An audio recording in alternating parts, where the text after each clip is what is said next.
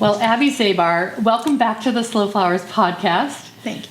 This time it's in person with a video camera. Thank you. Last time I think we were on, some phone app. So this is a treat. Okay. I'm here at your home. We're here to talk about your new book, Bouquet. Thank you, Deborah. Would you show it to us and tell me a little bit about how it came to be? I did the drawings at the Met Museum for 10 years. I did not intend it to be a book. It was an activity that I did Saturday or Sunday morning.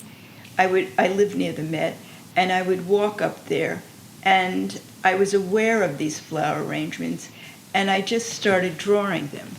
Because I used to work at a newspaper that had a deadline, a very quick deadline, I drew very fast. But then again, I do everything very fast.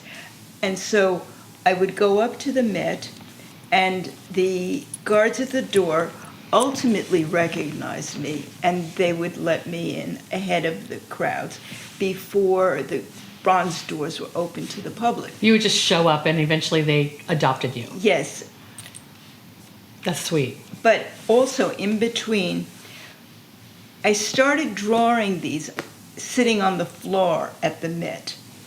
And I remember the guard came over to me once and he said, Miss, get up, that isn't the look we want. And also while you're at it, put your shoes back on, that kind of thing. And I figured, I got to get a way to get in here without bothering people. Mm-hmm. And I found out who was in charge of the Met flowers, and it was Chris Giftos. And I contacted him out of the blue. And I said, you don't know me, but I love these arrangements. I'd like to draw them. And he wrote me back and he said, what a compliment. He said, I do know you. He said, I bought one of your drawings at an auction.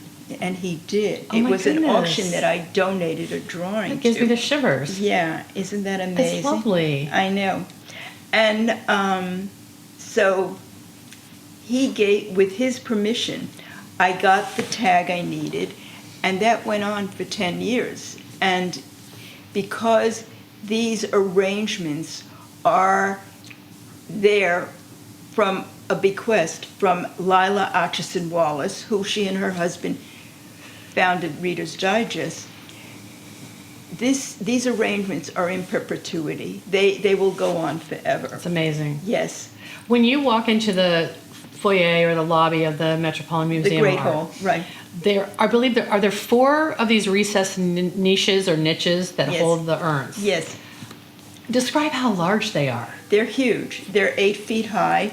And Chris had special urns built that had scaffolding within the urns that can support these arrangements. These heavy branches Yes, or exactly. flowers or fruit, well, all kinds of things, right? Right, berries, right. And I always was partial to the arrangement in the middle because that was the only arrangement that was full around. All the others backed up flat to the walls. Right. Do you know what I mean? Oh, so there was a center one as well. There was a Or center. is one. There was. Yeah. There was. And that was my favorite because the light came in on that one in a very chiaroscuro effect where it divided the light from the dark right down the middle. Oh my gosh. So I adored that one. And that was the one that I would try to draw. And a little backstory gossip.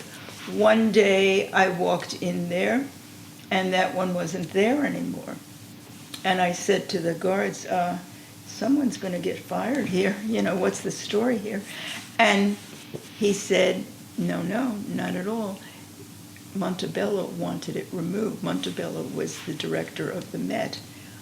And I later found out that the person who had donated this Tiepolo drawing at the top of the Tiepolo painting at the top of the stairs in the Great Hall did not want these flowers blocking his contribution. Oh my goodness. So when you enter, you look up those stairs Yes. and the piece wasn't in exact alignment with the flowers?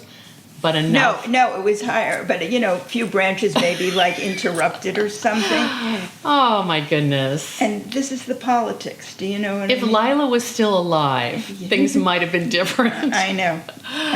But the endowment continues. The endowment continues, and in fact, it was curious to me that after 9/11, the arrangements got less florally and more like green. And I figured, isn't this in perpetuity that they should having the same amount of money? What's going on here? Oh, you think it was maybe more of a budget conscious decision? I don't know, or maybe there was less flowers available in the market, but I was conscious of that, because when I went there, when I would walk up there, I knew as a gardener what I was hoping to see. Was this, forsythia season? Was this the cherry blossoms? This kind of thing, So I was anticipating seeing certain arrangements. And as a matter of fact, Deborah, I could go back to a drawing 3 years later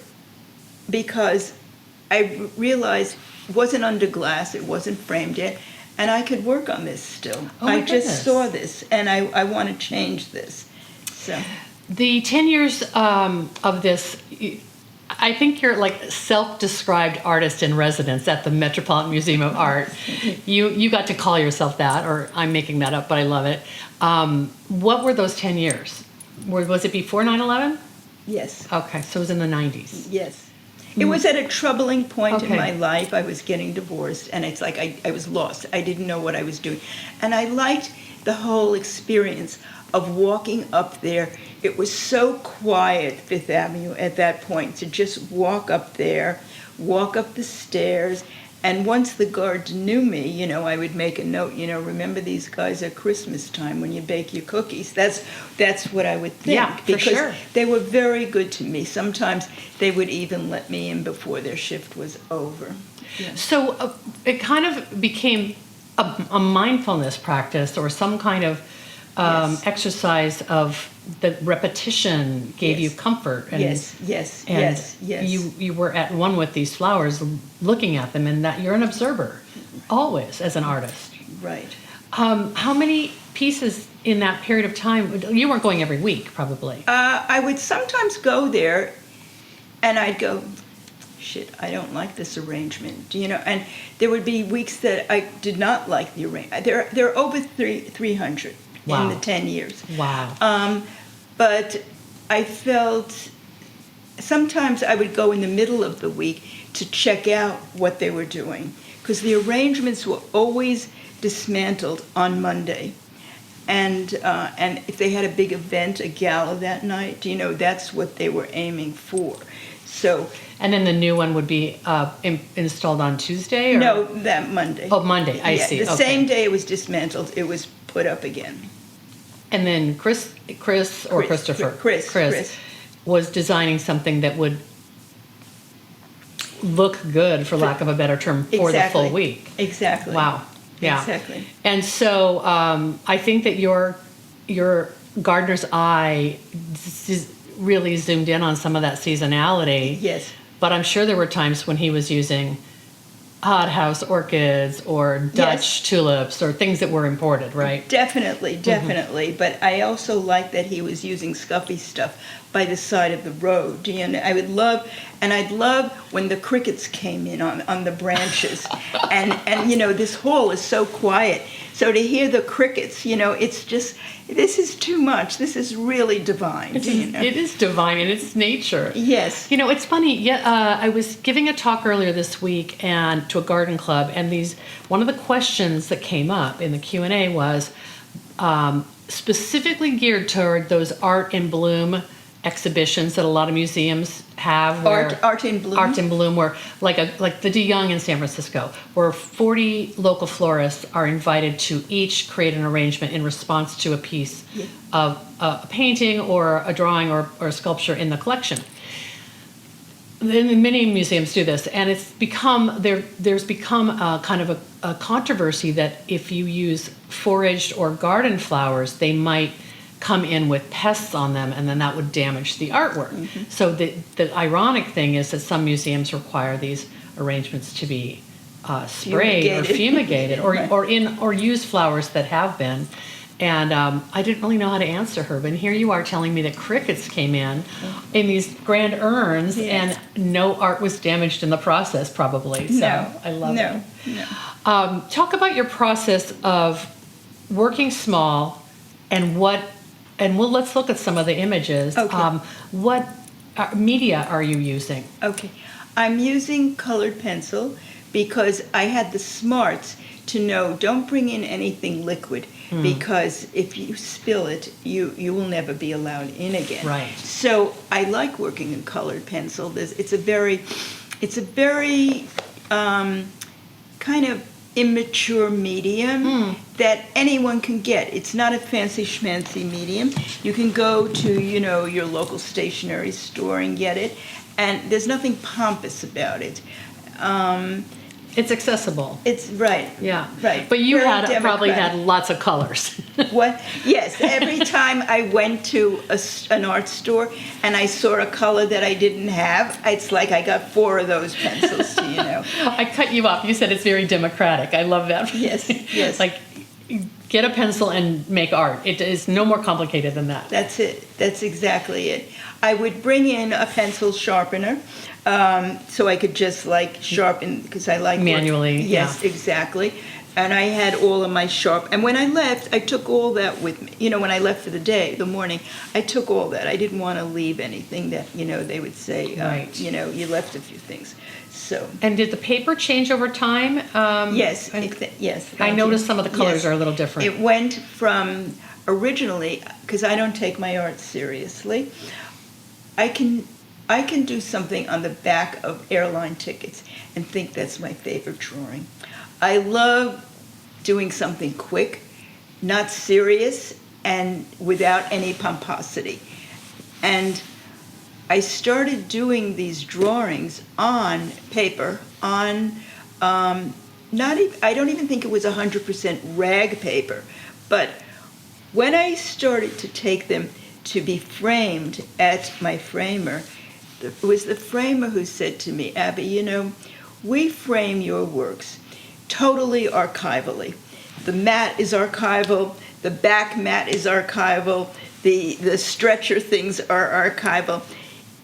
You better do something about your art, And at that point... Don't use craft paper from the art supply store. Or worse yet, I would use from the Chinese laundry, cardboard. Oh my goodness! Yes. Right, that was around under a shirt or something. Right, because I actually loved the feel of the colored pencil going into that kind of soft, accepting cardboard. And that's what I was saying here. I'm very tactile in when the stylus hits the paper or whatever it is, You like the physical experience of that. Yes. Wow. So once the framer kind of said you need to maybe use museum quality paper or whatever, were you able to change up? Well, yes, because then he told me that, because I was working at that point on gray cardboard, and he told me that something exists that's a gray board, that's called artboard, and that is gray. And it was also soft. It was divine. It was just so delicious to work with that.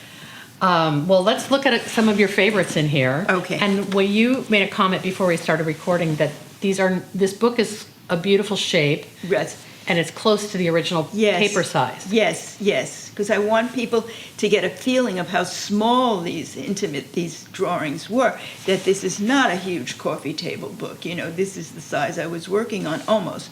So, this was the cherry blossoms. Okay, so... You want to hold it up so we can show it to our viewers. Yeah. And my that's what I'm goodness. talking about, the chiaroscuro effect, where half of the vase is in light and half is in dark. Oh my gosh, you saw that. A lot of times the naked eye, I maybe wouldn't have picked up on that, but then you wanted to express that with the pencil. Yes. And these cherry blossoms, I can see what you meant about working quickly. Yes. They're gestures. Yes, thank you. I Thank you. Yes, exactly. love them. Yes. But there's depth to it. because down here It you're gets making crowded. right, Yeah. just like in the vase, Yes, right? yes. Okay, so that was even though that might have been painted or drawn, on the gray paper, it shows up this white time in the it's book. white. I can't remember if we decide. No. Some of them are colored. Some of Okay. them are colored. Let me just see what's happening here. Here's Oh. one. This one is of. What did I say? It says forced apple blossoms usually appears in early spring. Oh, you put the date. Yeah. March 8th. Lots of whiteout with colored pencil on cardboard, 8 7/8 by 8 1/4. Wow. That's the size So of the beautiful. work. Yeah. So this one, it's layered because of you adding the white. The white, and this is the whiteout. The same whiteout that I'm signing this. Oh, you've used it forever. Yes, I yes, love that. Yes, because I knew this wouldn't drip. It wouldn't be a problem for me. How do you see an arrangement as a viewer, and then where do you start as the illustrator? Yeah, Like- that's a very good question. That is an excellent question. I don't know what, but something in it grabs me, and it might not be the same thing always. It might be the vase. It might be something going on in the center. I do not know, but something has to grab me. And if it doesn't grab me, if the arrangement doesn't grab me, I'll wonder, you like it, but why isn't it grabbing you? And so do you walk away and take a break and return? Yes, I'll walk. See, the guards have already lit the one arrangement that I've chosen to work in, because they watch me and they want to be accommodating, very sweet, you know. I mean, you have to love art to even be a guard at the Met. You have to want to be in that environment. And you know, they would be so dear.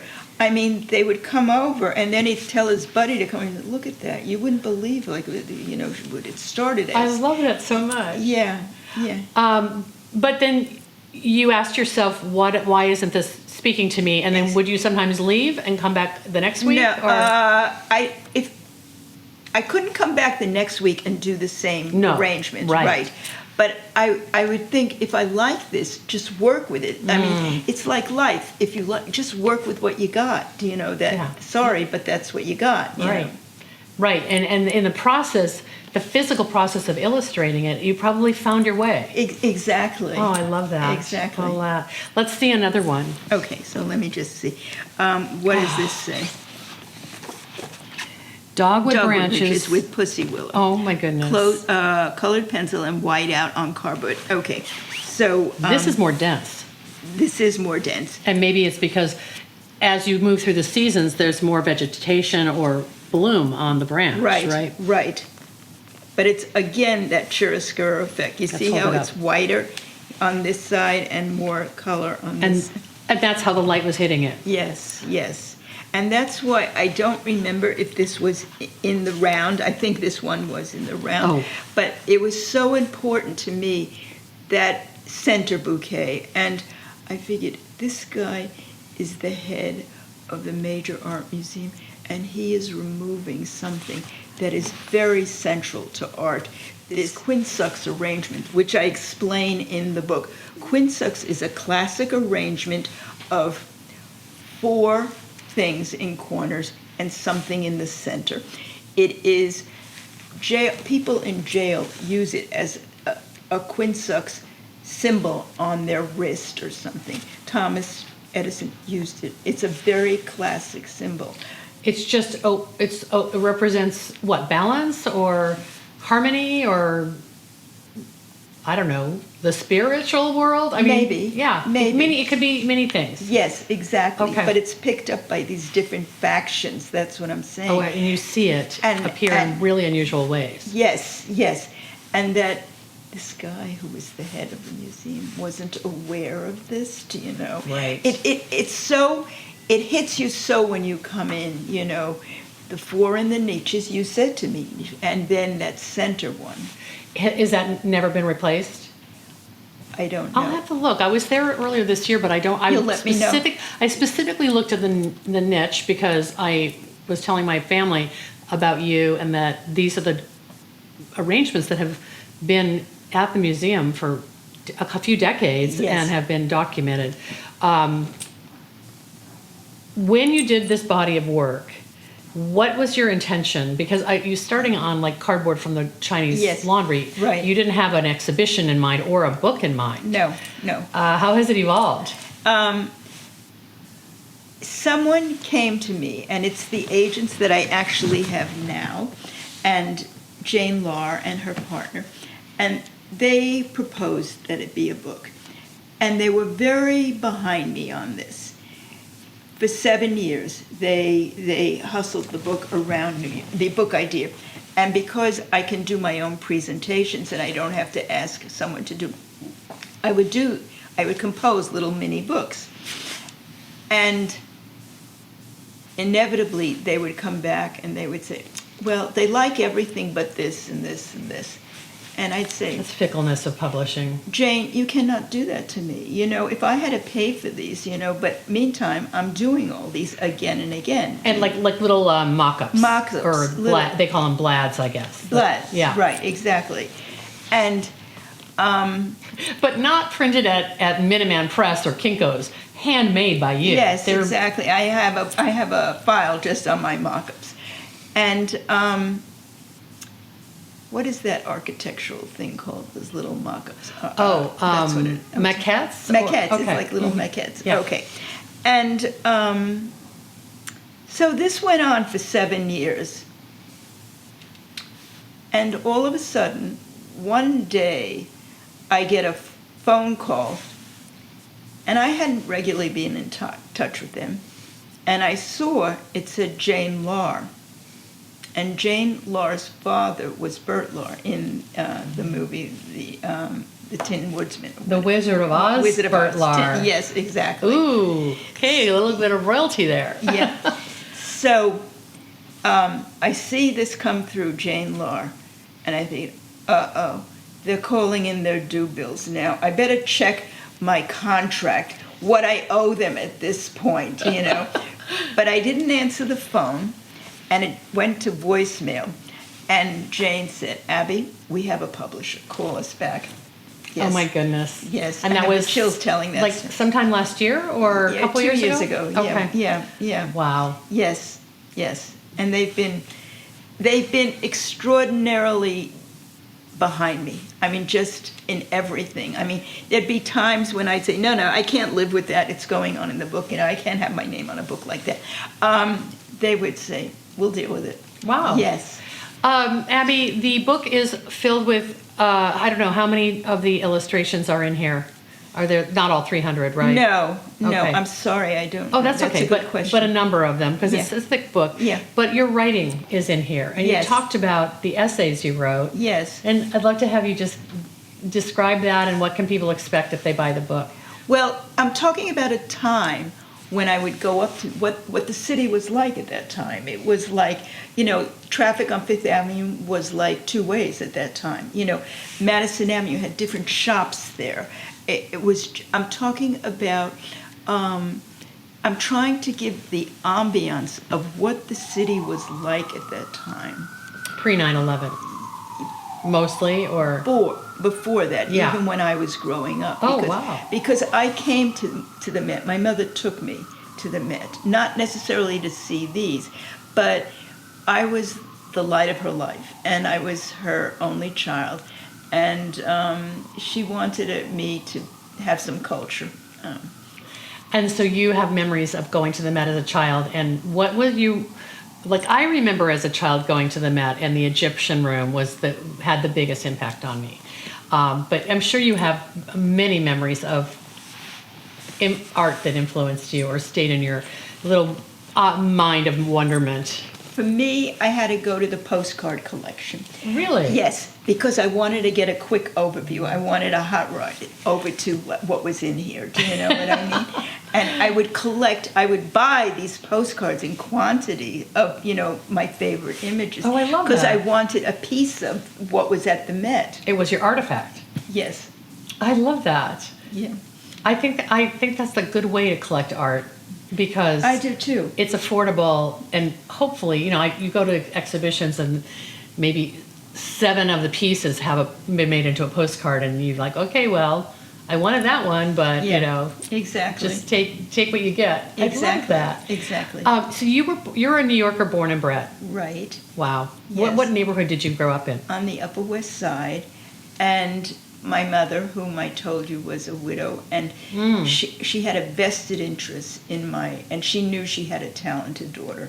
Of course, she didn't tell me, but she told everyone around her that her daughter has a God-gifted talent. Okay, so As an artist or just precocious in no, creative as and many an artist, ways? Okay. she knew that, and she would leave art tests around for me for certain. Whether I ultimately went to Pratt, and I applied to other schools, and I applied to Cooper Union, and I had the arrogance to walk out of it. Part of the Cooper Union test was I'll never forget, was you had to bring some clay, molding clay. I've never worked with clay.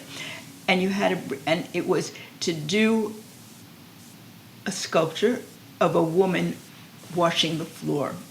Okay. I walked out of that because I knew I couldn't do it, and because my uncle Oscar told my mother's brother told my mother that he had a friend at Cooper Union and he would take care of it. So, Wow. yes. But ultimately, you chose to go to Pratt. Yeah, well, I didn't get into Cooper Union, that's for sure. Thanks, Uncle. Yes, exactly. Okay, well, we're kind of going through the chronology of Abbie Zabar, and I know we covered some of this in the podcast when I hosted you. Gosh, it was years ago. Yes. I don't remember when, but I'm thinking it was 2018 or so when you had your exhibition at Wave Hill. Right. So, folks, I will share that link in our show notes. You can listen to Abbie and also see some of the pieces in our the blog post that I did. But that was remarkable. I did get to see that exhibition.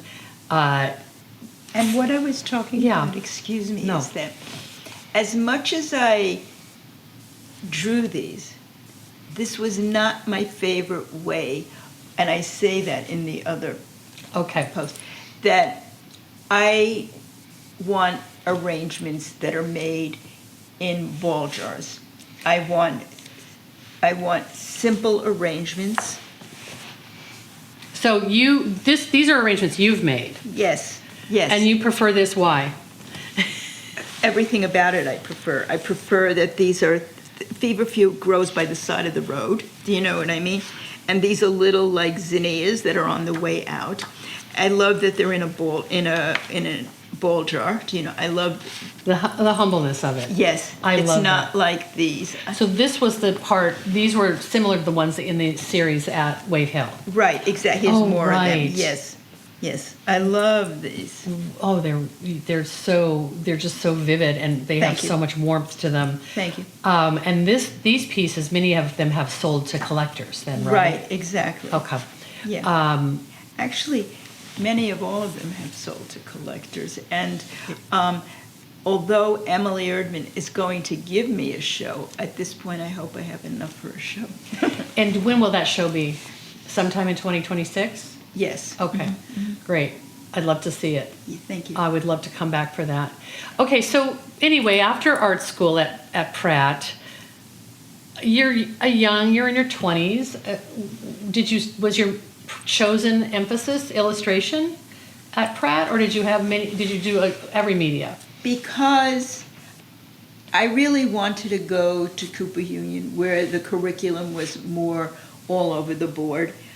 I resented at Pratt. I had to early on in my life there say what I wanted to do. I did like interior design. I liked architecture, but I couldn't handle all of the math and stuff. So I took interior design, and I had a dean there who was very partial to my drawings. He just loved my drawings, and he let me draw everything. And Nice. That was very nice. Yes, very nice. But draw as an illustration, not like a blueprint or No, a rendering. like just to draw my solution for something. And I remember my mother saying to me, Abbie, you're going to have to figure out what you're going to do, because I'm not going to indulge this, drawing stuff. This isn't what we do. She wanted you. What did she want for She you? wanted me to have she wanted me to be a designer where I would get a weekly paycheck. Yeah. Sure. Yeah. And what was your first paycheck? My first paycheck, this is a wonderful story, was from Massimo Vignelli. Do you know of whom I speak? No. Okay. Massimo Vignelli and his wife Leila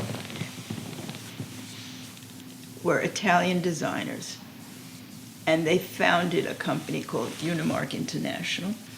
And I can't remember how he I think he saw my drawings in Home Furnishings Daily, the newspaper I worked for. Okay. And he called and asked if I would come and meet him. He wants some drawings. And the assignment was to do a bird's eye view of an upstate urban renewal project. And I really got off on that. I liked in pen and ink. And I loved doing all the little houses and the tops of the roofs and stuff like that. And he said, and he'd like it back in a week. Is that okay? And I figured, yeah, I work fast. I can handle that. And I brought it back, and he asked me my price. And I gave him a price. And he said something like, "Cara mia, Abbie, you got to be professional about this. I'm going to pay you what you should get paid." And so, Bless his heart. Yes. Because you are so young and kind of happy to have someone take you seriously as a professional. I mean, I've been there. You're just happy to get paid $50, when I first started drawing for magazines, my first drawings appeared in Glamour I thought I was supposed to pay them. What did you draw for Glamour magazine? It was of a trip that I took to Europe, and the accessories that I brought along. It was on an accessories page or something. Oh, I love it. Yeah. And at the time, you were the age of the Glamour reader. Right. So exactly. They related to you. Exactly. I cut you off. It was a story about traveling to Europe. Yes, and the little things that I took with me. Oh, I love it. Working full time as an illustrator at a publication, that kind of job is gone now. Yeah, it's gone by the wayside. Home Furnishings Daily doesn't exist anymore. But to have a job where I could go in every day and produce drawings, I would have paid them to do that. Right. And you tended to work in pen and ink then, or did it just depend on the project? I worked in pen and ink once I discovered that pen and ink reproduces better in newsprint than a stipple where the dots are going to break up. Right. And the day that I figured that out was my lucky day, because the drawings became better. Yeah, and you had a look. Yeah. So, Abbie, when did the garden take over your heart and work its way into your professional projects? I've always loved gardening. Once I realized that I could help things in the natural world. It was like a two-way process. If I'd see something that was hurting, if I could correct it, I liked that very much. Give me an example.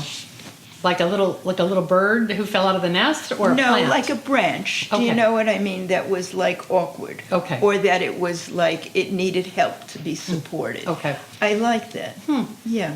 And growing up in New York City, your garden was probably Central Park or my the garden, parks. Exactly. Or my first garden was a jade plant that my mother bought me at Woolworths. You know what I mean?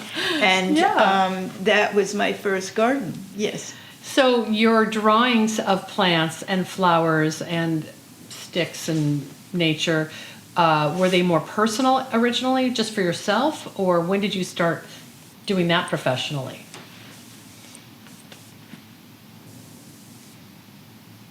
I would do lots of things as doodles, as I told you, on the back of airline tickets and stuff. I wouldn't take any of these drawings seriously, but sometimes I'd knock out something that was like, that's really nice. You know, this one you save. So, And then people started seeing them and hiring you to illustrate books and yes. And then I had this full-time job at a trade daily. I mean, Home Furnishings Daily published a newspaper every single I know. 5 days a week. it's crazy, Yeah. like the Wall Street Journal or something. Yeah. Yeah, I mean, does Women's Wear Daily still publish daily? I mean, Yes, there's very few of those yes. publications. Home Furnishings Daily doesn't, but Yeah. at one time Fairchild had Footwear News. I mean, just a million Right. different publications. in that same family of magazines. Yes. I remember when I first met you, you had illustrated a book, had herbs in it and terracotta pots, and was it a book or was it Potted herb. Yeah. So Yes. remind me about that book. That- the potted herb. Right, the Okay. potted herb. And that was when I had this idea to do a book on topiary, and that's what that book was Oh about. my gosh. Yeah, Wow. yeah. Who published that? Stuart Taborian Chang. Oh wow. Yes. Wow. And you wrote it and illustrated it. illustrated and designed it. Really? That had very active. Should I get you should I show you a copy? Oh my goodness. Yeah. These are the end papers. I did this with a Let's rubber show stamp. everybody. This is the cover, the potted herb. Look at that. Award of Excellence from what? American Horticultural Society, right? No, wasn't it? Or Garden Writers? Yeah, the garden. That's their logo. Okay, from 1989. So this predates the work at the Met. Yes. Okay. Much predated. So, oh, wow. Andy Stewart was my publisher, and that was Martha's husband. Right. And otherwise known as Martha's husband. Right. And and I would come to him. This was a much richer time in publishing, and every time I came to Andy with an idea, he said, "If you can do it, we'll do it." Do you know? And I said, "Andy, I have an idea for a poster. I have an idea for a bookmark." And I did this, and this is like what it is. A topiary. Oh my goodness. And Yes. that was like, well, if you did a book signing or whatever, you'd give You that got to people. that. You got oh my that. goodness. I know. So beautiful. But what was beautiful was those times were so rich in publishing. Do you know, you could do these quirky or great things, you know. Yeah, and if you had the imagination to do some kind of three-dimensional, I don't know, promotional piece. Which I did. Yeah. I mean, I designed point of sales pockets for them to put my Christmas tree book in. This book has so much writing in here. So this is herbal topiaries. Right. And, well, first of all, is this pen and ink and then a little Yes. color is added? Yes, there is color. I can't remember if I colored it or if I Okay. specified color on So then you would have these smaller chapters. This is Right. herbal topiary. Right. Looks like someone's highlighted it so you this could is 'cause remember what you said. No, this is because I use this as when I go for talks. Yeah. Okay. And then you gave some examples. Right. So people are learning the history of Yes, this. And yes. then the how-to. I love this. The art and pleasure of pruning. I love this Yes. so much. Thank you. Working in this medium of just pen and ink, Yes. you can get such detail. I love working in Wow. pen and ink. And then this book now, I'm sure, has gone by the wayside and we can find it used, but it's out of print. Yeah, but it's all over the web. Like, yeah. It's all over the web at different price points. And Okay. I mean, I have so many books that are out of print. That's not a criticism. I just know how it goes. no, and you know what? I think that you can get it on the web. I think it's great. Just make sure you get the price point that you get the book you want, because In good quality or whatever. yes, Yeah. that doesn't have previous writing in it or whatever. I love that you have recipes. This is so wonderful. Time-flecked black olives, lavender swizzle sticks. These are my Sage. kinds of recipes. Yeah, your recipes of herb forward, sage potato crepes. Oh, I bet it was so much fun to go out and then talk to people about this book.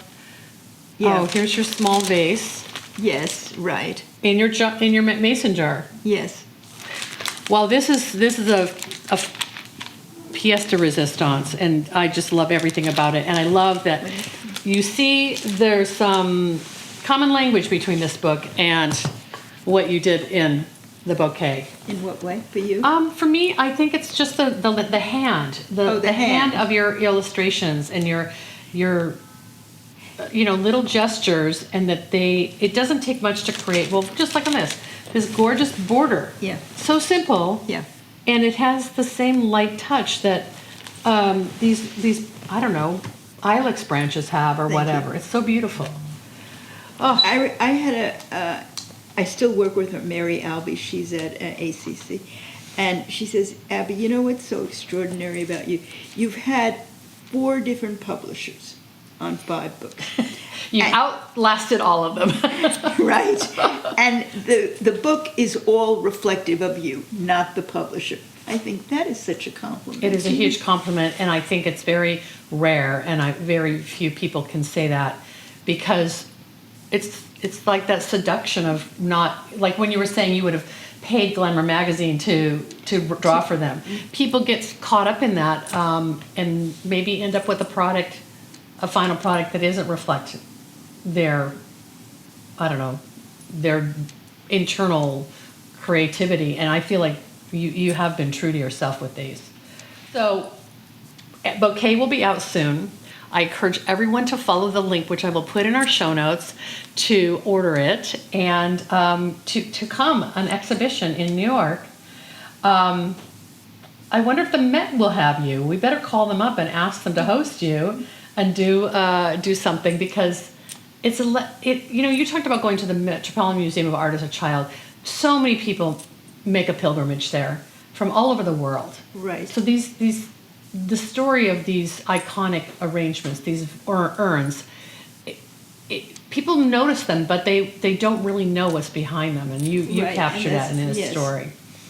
Do you mind giving us a little tour of your rooftop garden before I leave? I can give you a little tour.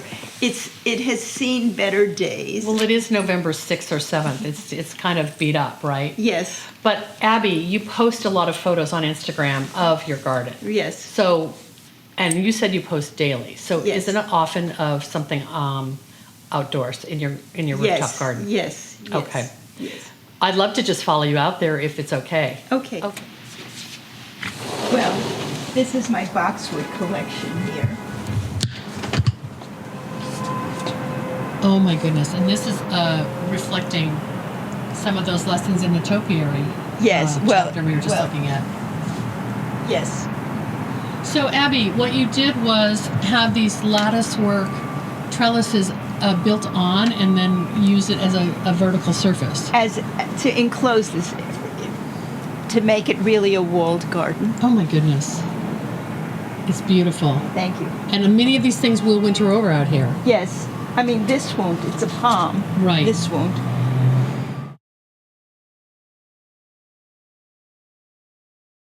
So, what happened here is I could only control so much in the book, and a lot of things were surprises to me. And one was the paper that it was printed on has a finish that repels an ink that I use all the time. The ink is not absorbed. It's not a matty kind of finish. So it smears. Thank Yeah, you. I know Thank that you, Jen. problem. And I figured, shit, this is not good. But you didn't know until you got your first copy, right? Right, Yeah. exactly. But what happened was, when I got the first copy, I also didn't know the end papers were going to be red, like this. Wow. Yeah, really nice. Really Nice. elegant. I know. It could have just been white. I know. What it does is it allows me to write a dedication, or an inscription that is just very graphic, very bold, and people, it's like, oh, I want it just for her writing in this. Do you know what I mean? On that surface. Yes. Oh, I love it. So I will write it to you now. Okay. Yeah, if you want to, and we'll film it on camera Yes, here. yes, exactly. So what is the pen you're using? So it's a marker. I've used these for 100 years. Presto by Pentel, and it's a whiteout, and it has a very dense white opaque quality. As a matter of fact, the comments are, this is the best marker because there's no transparency, nothing comes through, do you Wonderful. know? And when I started using this years ago, I always thought this is the best marker. I didn't know everyone else was into this. If you buy this pen like this, it is $8.75 in one of those packets that will cut your hand when you open it. Right, Do you know right, what I yeah. mean? And however, I found that Walmart, of all places, sells a package like this of 12 or something, 24, I think. In a box you can recycle. Yes, exactly. But it comes down to $2 a pen. Okay. You know, Wow. so that's what I do now. Yes. But as an illustrator, you have an amazing collection of pens and pencils. Too many. So you've many. experimented with everything. Yes, that's I love why it. I knew what was out there. And it wasn't until I saw the red end papers that I thought, that saved my life. Because if I had to write on this surface, It's coated. It's coated, Yeah. Yeah, exactly. Do you want to do that now? I will do this I now. love it. I'd love Okay. to watch you do that. Okay, so we will do it now.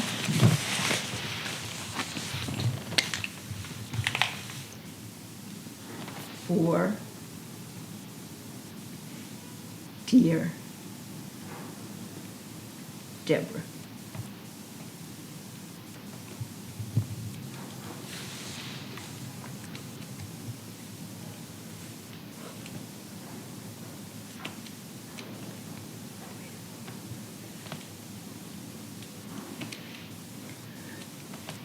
Endless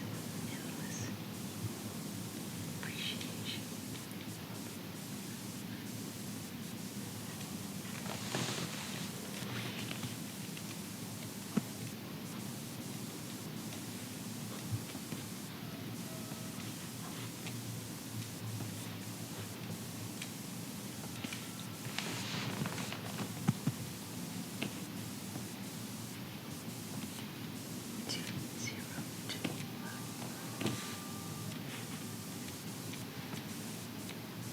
Oh, your little flourishes. Yes.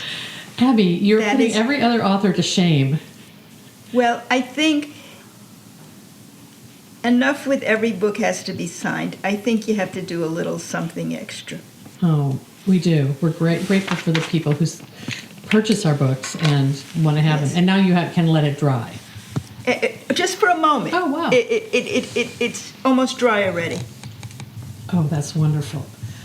Okay, well, I'm touched. That's fabulous, Abbie. And I'm Yes. going to, let's see you with the cover. Beautiful.